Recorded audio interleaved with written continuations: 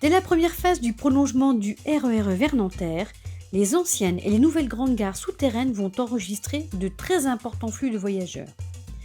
Par exemple, la gare d'Haussmann-Saint-Lazare accueillera 130 000 voyageurs par jour, soit presque 48 millions de voyageurs par an.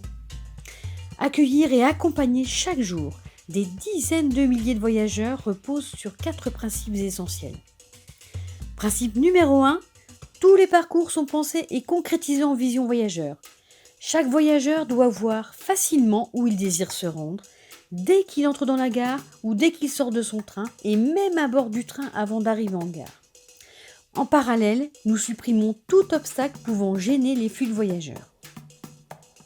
Principe numéro 2, tous les équipements facilitant les déplacements des voyageurs sont sous contrôle permanent.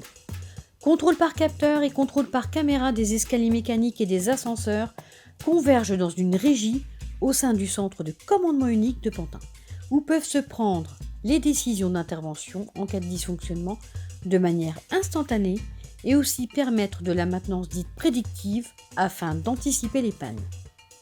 Principe numéro 3, tous les facteurs pouvant perturber les flux sont sous surveillance au sein du centre de commandement unique avec un objectif permanent d'anticipation.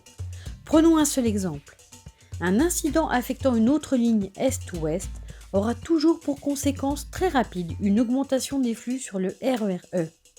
La gestion des flux dans les très grandes gares du RER-E intègre donc la préparation de plusieurs dizaines d'hypothèses d'incidents directs ou indirects avec un scénario de réponse adapté à chaque situation.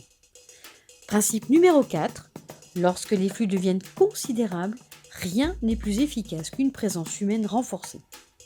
Aux heures de pointe ou en cas d'autres pics d'affluence exceptionnels, des équipes à quai et en gare, formées et entraînées, sont positionnées au point stratégique avec 2 priorités permanentes, la fluidité et l'accompagnement particulier des voyageurs les plus vulnérables.